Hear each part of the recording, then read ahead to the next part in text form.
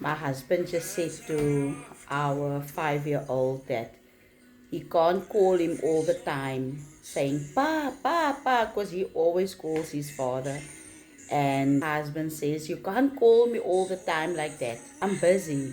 And he then turns around and said, but it's my favorite word. That was like the sweetest response that I've ever heard, actually. It's day 5, guys. It's day 5, and my eyes is getting better.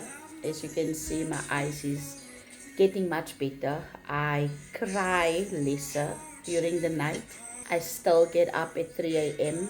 and it's still God waking me up at 3 a.m.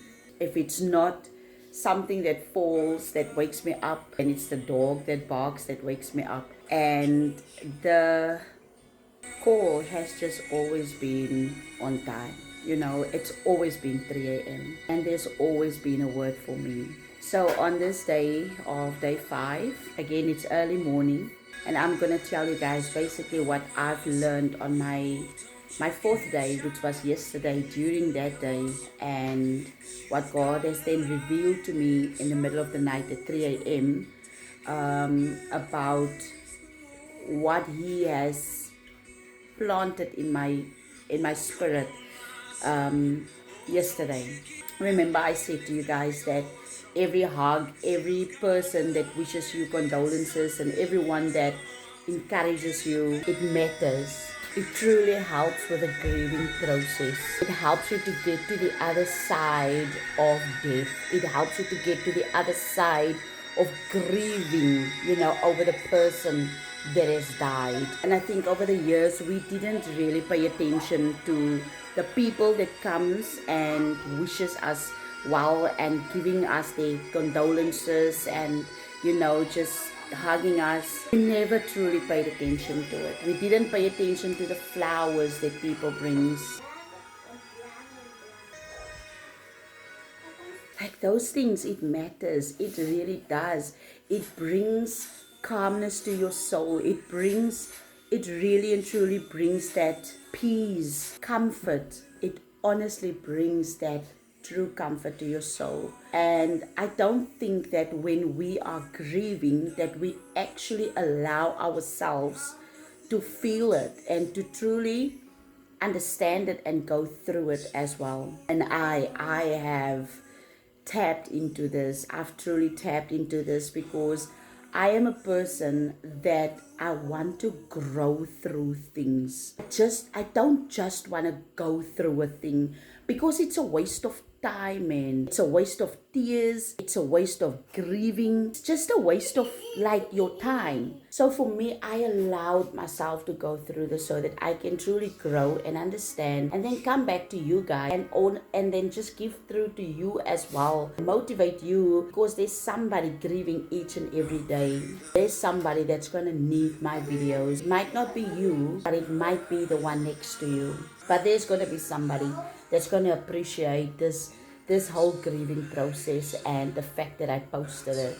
So yesterday was one of the last prayer hour that the leaders came and have there at my mom's house. And at the end, when Ern gave somebody an opportunity to speak, Uncle Sam came forward, and then he just gave us a word of encouragement.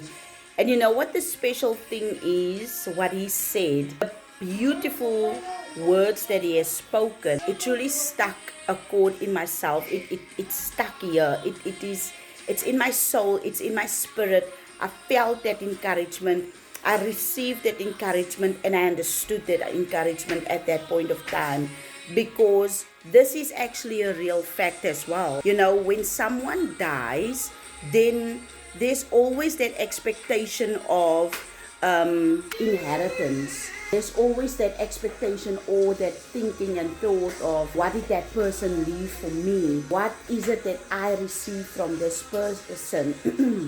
See, me and my mother, my brother, we had a very open relationship with our mom. So we always had open, discussions. We always knew, what my mom is leaving for us.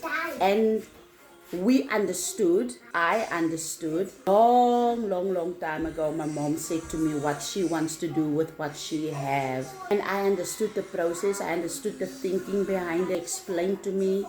And she and my brother had conversations, and so we understood, right? But still, there's always people that doesn't have that comfort. There's people going through grief and somebody that has died, where people are going through the motions of that person didn't even leave anything for me, or a mom or a dad died, or someone died in your family, and that parent left something for your one sibling, but they didn't leave something for you. Again, this is not in our case like that. Like, my mom made sure that we know exactly where we stood with her, right? So, but this is a real thing that people goes through, where this is also part of the grieving process, and that grieving can turn into hate or something very ugly if it's not dealt with, if it's not spoken of, if you don't go through that. Then that is normally why people break up and divide when their parents die, because there's that unspoken thing of, I didn't even get to have that, or I didn't even get to have that. When Uncle Sam encouraged us and he said, our parents wasn't rich. If they were rich, then they would have left us, the riches of this world. But they were not rich. But one thing that our people is that they had wisdom, and they left wisdom behind for us. So when he spoke like that, you know what stuck with me? The peace that came over my heart, my mind, my soul, my spirit, is that my mom wasn't rich. If my mom was a rich mom, she would have left all her children and all her grandchildren a portion of whatever she had. But let's be real, my mommy wasn't rich. But then I thought about the wisdom that he said that our parents left behind for us. I took that word wisdom into God. I turned wisdom into the word God. And I said, my mom wasn't rich, but she had God. And there's a light that went off in my mind. And I said, wow, even though there wasn't that kind of richness, but there was spiritual richness. She left God for all of us. We all was able to receive that kind of richness, even though she couldn't leave a penny for any of us, because she wasn't rich like that. She was rich in the spirit. She had God. She had love. She had wisdom. She had the word of God. Oh my Lord, she knew Jesus. And my mommy, she gave us Jesus. And when I received that word like that from Uncle Sam, the comfort. That's why I say that these people are important. You guys are important. You who wish us well. You who give a handshake. You who comes and hug us. You who brings flowers. You who sends your condolences. You are important in the grieving season. It's something that I knew, but it's not something that I knew at that moment. Not something that I understood at that moment. But when he said it, then a bell, it just kind of went off inside of me. And I suddenly realized, my word. And I also, came to that understanding when I just realized that my mom had such amazing friends. There was a few really close ones that she really had near and dear to her heart. And then I realized that my mom had that since I knew her, she's been in church ever since I came to my, and she had a group of women and brothers around her.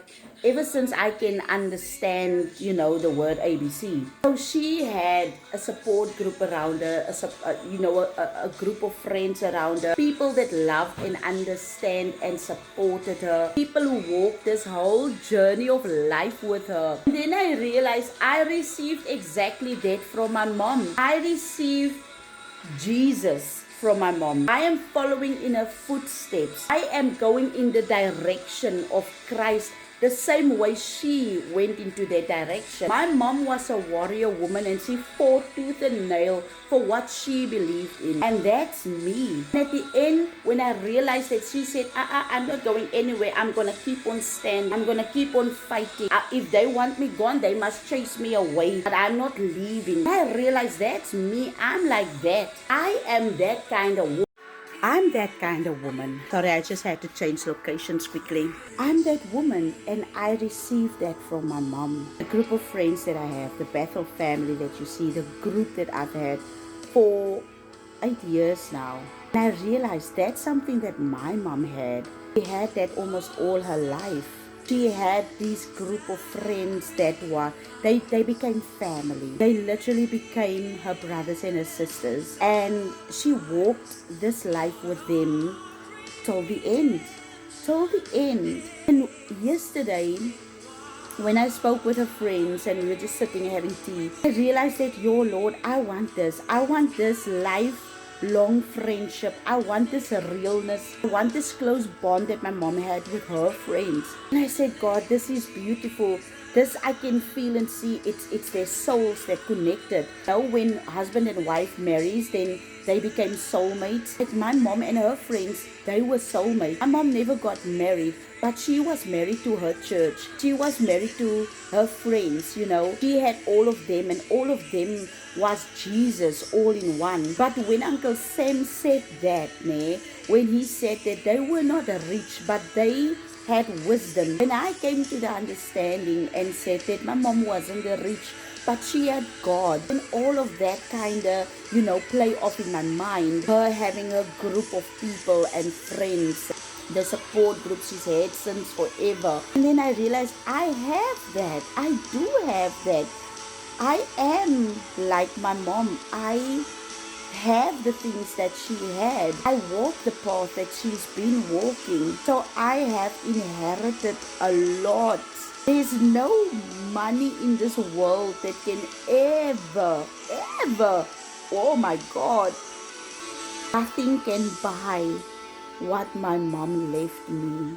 Nothing can ever come close to what I have received. And you know what's so special about what I've received? My brother also received that. My cousins also received that. She left it to everybody in this family. She was a real example of being a woman of God, being a woman that walked out her faith fully to the fullest. She was an example to her sisters, her brothers, her sister-in-laws, everyone. So she left that legacy to us all. So if you want to, go through the process of wondering, what did my mom leave for me? What did my father leave for me? What did they leave behind for me? Look at how they lived. Look at the example that they set for you. And that is what you receive. Whatever they have planted inside of you, that is what you have received. So we shouldn't always want to go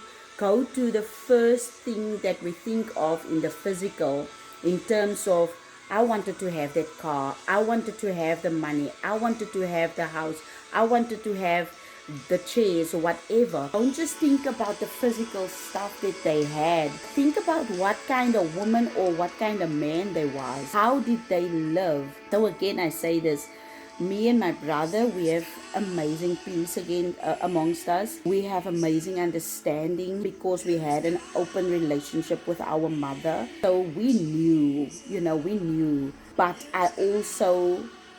you still need to receive peace after she's gone. You need to receive clarity and understanding. So I'm here to say to you on this 5th day, find your clarity in your inheritance. Don't just assume that they were supposed to leave you something. The way they lived, What they have deposited in you, the seed that they sown in your soul, in your heart, that is what they left behind for you. Because remember, our fight is not in the physical world. It's not against flesh and blood. It's against the higher principalities that's in the atmosphere. We fight against the strongholds that we need to pull down. So look at the weapons that your mother has left for you. Look at the example that your mom has left for you. Great example that my mom left behind for me is to Lizzie, keep on standing. Lizzie, don't let anyone pull you off the position that God has placed you in. Lizzie, don't let anyone steal your